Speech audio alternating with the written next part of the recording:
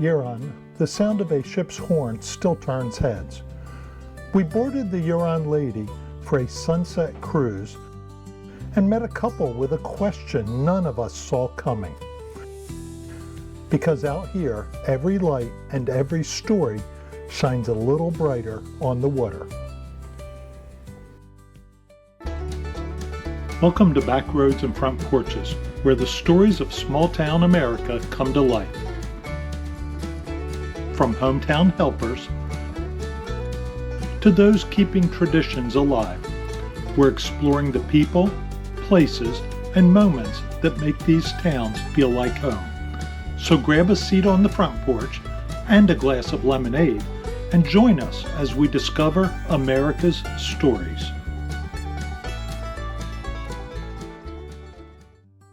Driving along the Port Huron waterfront, it's impossible to miss the freighters that call this river home. And just ahead, a ship that doesn't sail anymore, but still keeps its light shining, the Huron Lightship. We stopped to get a closer look, a floating lighthouse that once stood guard out on Lake Huron.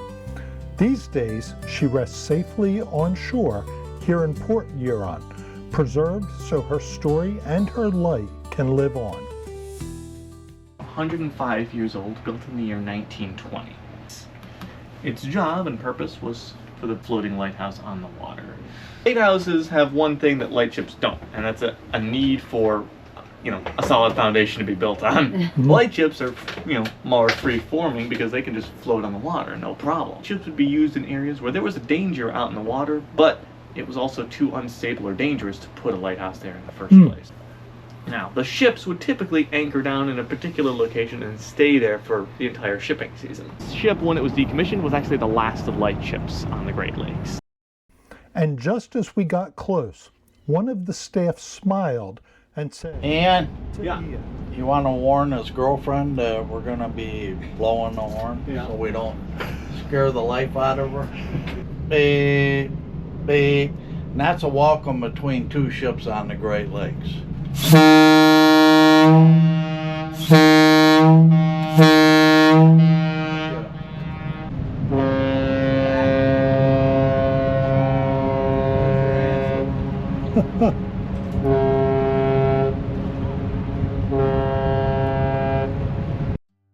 Once the horn settled, we stepped back inside to see how life worked aboard this floating lighthouse.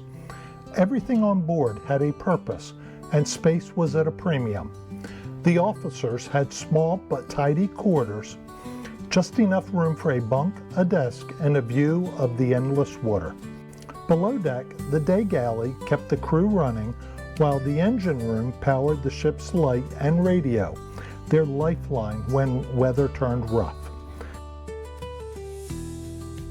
Down here in the galley and mess, the crew gathered for meals, stories, and a little laughter to break the monotony of long weeks at sea. In the crew quarters, one bunk stands apart, a quiet tribute to the only crewman ever lost from the Lightship Huron. His folded flag and Coast Guard commendation still rest here, and years later, his sister came aboard to see the place that kept his memory alive. Before heading ashore, we passed through the windlass room, the muscle that once held this ship in place through every storm. Today, the Huron Lightship stands still. On our way to the lighthouse, we stumbled onto something we absolutely didn't expect, a playground that looked like it belonged in outer space. It was huge, colorful, and unlike anything we'd seen before. Whole thing shaped like a giant spaceship. And just beyond that was Sprout City, a tiny town built completely for kids. There were little storefronts, a police station, a firehouse, a bank, even a post office. Everything you'd find in a real city, only kid size. It was one of those surprises that makes travel so much fun. Finding something completely unexpected. After leaving the playground, we made our way to Fort Gratiot Lighthouse, Michigan's oldest beacon and one of its most beautiful. This is the oldest lighthouse in Michigan. It is 196 years old, and during that falling of the original lighthouse, this one was built. Our guide shared how this lighthouse once kept ships safe in every kind of weather. Outside the tower, we stepped into the lighthouse keeper's house, a walk straight back into the 1930s. Every room felt like someone had just stepped out for a moment. The old clock still keeping time, a rotary phone waiting for a call, and a kitchen filled with the tools of another era. From the keeper's house, we stepped back outside and into the base of the tower. The iron stairs wound their way upward, narrow, echoing, and just steep enough to make you wonder how the keepers did it day after day. Each landing brought a little more light, a little more breeze, and a better view of the water beyond. And when we finally reached the top, it took our breath away. The river, the bridge, the freighters, all spread out beneath us, the great legs stretching to the horizon. It's one of those views that makes you stop talking for a moment and just take it all in. Back on the ground, we took a walk across the lighthouse grounds. The air felt different down here, quieter, softer, and the tower seemed even taller. The grounds themselves are wide open, gentle paths, and old outbuildings.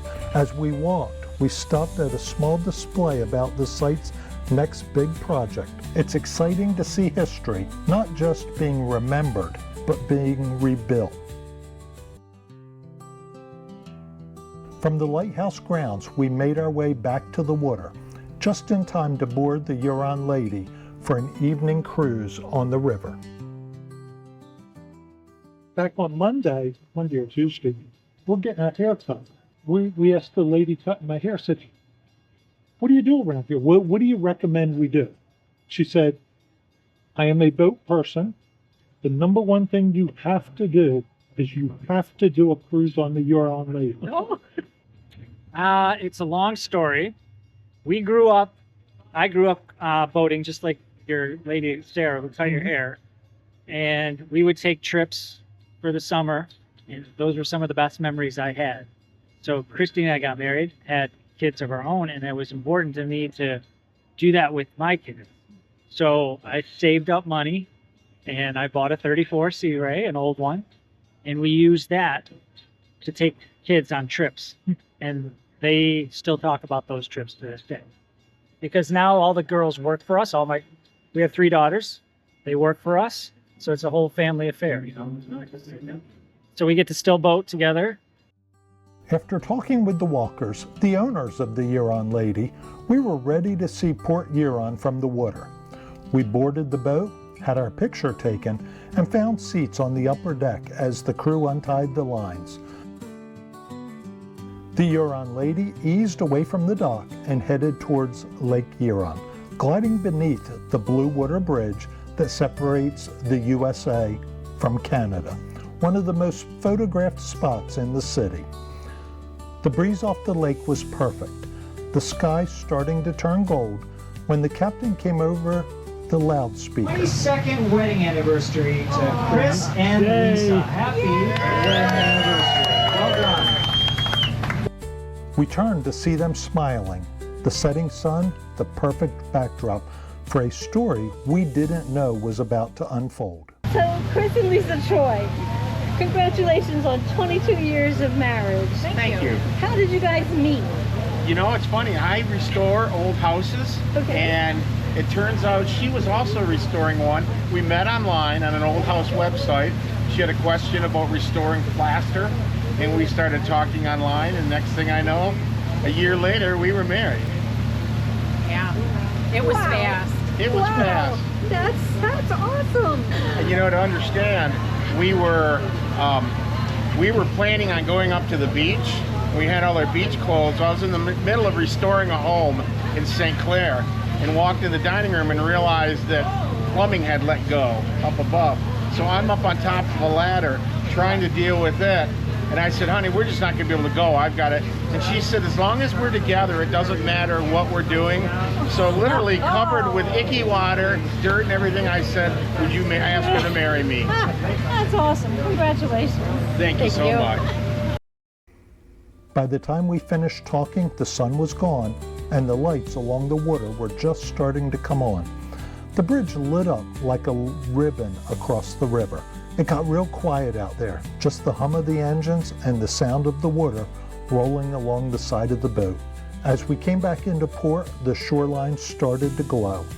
Lights from the restaurants, boats rocking in the slips, all of it shining across the water. The crew caught the lines and tied us up, but we weren't quite ready for the night to end. So we crossed the street to Elite Treats for some ice cream. The perfect ending to a day filled with light, laughter, and love. There's always another story waiting just down the waterway. If you enjoyed this trip through Port Huron, be sure to like, subscribe, and share it with a friend.